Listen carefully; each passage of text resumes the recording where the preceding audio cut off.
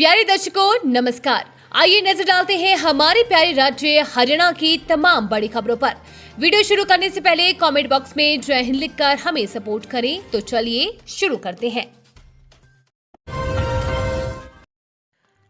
हरियाणा में राज्यसभा की 2 सीटों के लिए उम्मीदवारों को लेकर चर्चाएं शुरू। हरियाणा में इस साल अप्रैल में राज्यसभा की 2 सीटों को लेकर होने वाले चुनाव में भाजपा व कांग्रेस के बीच उम्मीदवारों को लेकर सियासी माहौल अभी से गरमाने लगा है और दोनों की दलों के उम्मीदवारों को लेकर भी चर्चाओं का दौर जारी है। विधानसभा में विधायकों के गणित के हिसाब से दोनों ही दलों के पास एक एक सीट पर जीत दर्ज करने के लिए प्राप्त संख्या है। गौरतलब है कि भाजपा की ओर से 10 अप्रैल 2020 को रामचंद्र जांगड़ा एवं कृष्णलाल पंवार को राज्यसभा का सदस्य बनाया गया था। दोनों ही निर्विरोध ये चुनाव जीते थे। कृष्णलाल पंवार बाद में देश और प्रदेश की राजनीति में आगे आए थे। उन्होंने राज्यसभा सदस्य से इस्तीफा दे दिया था और बाद में 27 अगस्त 2024 को किरण चौधरी को इस सीट से राज्यसभा का सदस्य चुना गया था। अब इन दोनों ही सीटों का कार्यकाल इस साल 9 अप्रैल को खत्म हो रहा है। हरियाणा दौरे पर सीएम सैनी का था, जो बोले देश को आगे कैसे बढ़ाना है ये पीएम मोदी से सीखो। मुख्यमंत्री नाबिद सिंह सैनी ने कुरुक्षेत्र में कांग्रेस के चले 10 दिन प्रशिक्षण शिविर सहित राहुल गांधी पर भी जमकर निशाना साधा है। मुख्यमंत्री ने कहा कि कांग्रेस के 10 दिन प्रशिक्षण शिविर का कोई भी निष्कर्ष नहीं निकला है। सीएम ने आज कुरुक्षेत्र विश्वविद्यालय में खिलाड़ियों व युवाओं से प्री बजट पर की चर्चा। साथ ही कुरुक्षेत्र विश्वविद्यालय के खेल प्रांगण में खेलो इंडिया योजना के तहत बनाए गए हॉकी एस्ट्रो टर्फ खेल मैदान का उद्घाटन भी किया। इस हॉकी खेल प्रांगण के लिए सरकार की तरफ से करीब 5.50 करोड़ का बजट उपलब्ध करवाया गया है। इसके अलावा मुख्यमंत्री ने विश्वविद्यालय में करीब 8 करोड़ रुपए की लागत से बनने वाली ऑल वेदर स्विमिंग पूल परियोजना का शिलान्यास किया। सोनीपत में बोले सीएम योगी, कहा नशा और लव जिहाद युवाओं के लिए सबसे बड़ा खतरा। हरियाणा के सोनीपत जिले के मुरथल स्थित बाबा नागे मंदिर में आयोजित बाबा बुद्धनाथ मूर्ति प्राण प्रतिष्ठा कार्यक्रम में उत्तर प्रदेश के मुख्यमंत्री योगी आदित्यनाथ ने सामाजिक कुरीतियों पर तीखा हमला बोला। उन्होंने कहा कि देश की सीमाओं पर हमारे जवान दुश्मनों को करारा जवाब दे रहे हैं, इसलिए अब विदेशी ताकतें पीछे के रास्ते से वार कर रही हर युवाओं को नशे की गिरफ्त में धकेलने का प्रयास कर रहा है। मुख्यमंत्री योगी ने मंच से कहा कि नशा किसी भी समाज और राष्ट्र को कमजोर करता है। जिस देश की युवा पीढ़ी नशे में डूबी होती है, उसका भविष्य अंधकार में हो जाता है। उन्होंने संत समाज और सामाजिक संगठनों से आह्वान किया है कि वे नशे के खिलाफ जन आंदोलन खड़ा करें। लव जिहाद का उल्लेख करते हुए योगी आदित्यनाथ ने कहा कि यह समाज को तोड़ने का षड्यंत्र है और इसे सख्ती से रोका जाना चाहिए। युवाओं के लिए बड़ी खुशखबरी, सरकार ने पुलिस कांस्टेबल के अभ्यर्थियों की बढ़ाई आयु सीमा। हरियाणा कर्मचारी चयन आयोग ने लंबे समय से हरियाणा पुलिस की तैयारी कर रहे युवाओं के हित में बड़ा फैसला लिया है।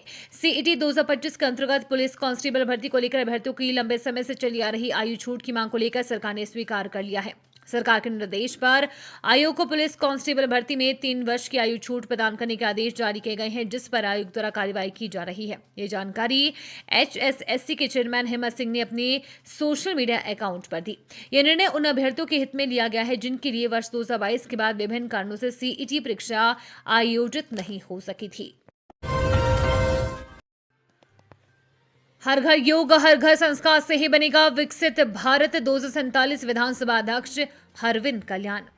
हरियाणा विधानसभा अध्यक्ष अरविंद कल्याण ने कहा कि हर घर में योग हो, हर घर में योगशाला हो, हर घर में संस्कार हो और हर घर में संस्कारशाला हो, तो तभी हम सभी मिलकर भारत को वर्ष 2047 तक एक विकसित राष्ट्र बनाने में अपना सार्थक योगदान दे सकते हैं। विधानसभा अध्यक्ष वीरवार को नेताजी सुभाष चंद्र बोस की जयंती के उपलक्ष्य में हरियाणा विधानसभा में आयोजित राज्य स्तरीय सूर्य नमस्कार कार्यक्रम को संबोधित कर रहे थे। इस मौके पर हरियाणा योग आयोग के चेयरमैन डॉक्टर जयदीप आर्य के नेतृत्व में आयोग की टीम ने विधानसभा के सभी अधिकारियों और कर्मचारियों को सूर्य नमस्कार का अभ्यास करवाया।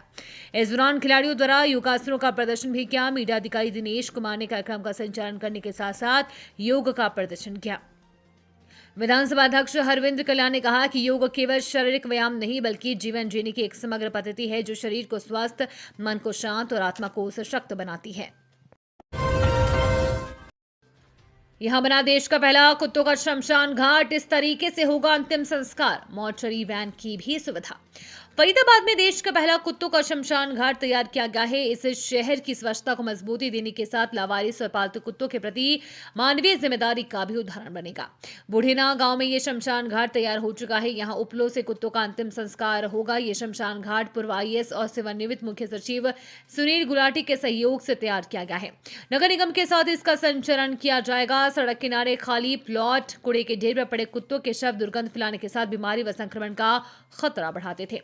ऐसे में ये पहल शहर के लिए एक बड़ी राहत के रूप में देखी जा रही है।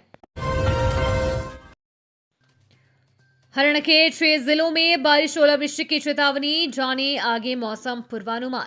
हरियाणा में आज से पश्चिमी विक्षोभ एक्टिव हो रहा है। इसके कारण मौसम में बदलाव देखने को मिलेगा। मौसम विभाग ने प्रदेश में आज यानी कि 24 जनवरी तक भारी बारिश, ओलावृष्टि और तेज हवाओं का अलर्ट जारी किया है।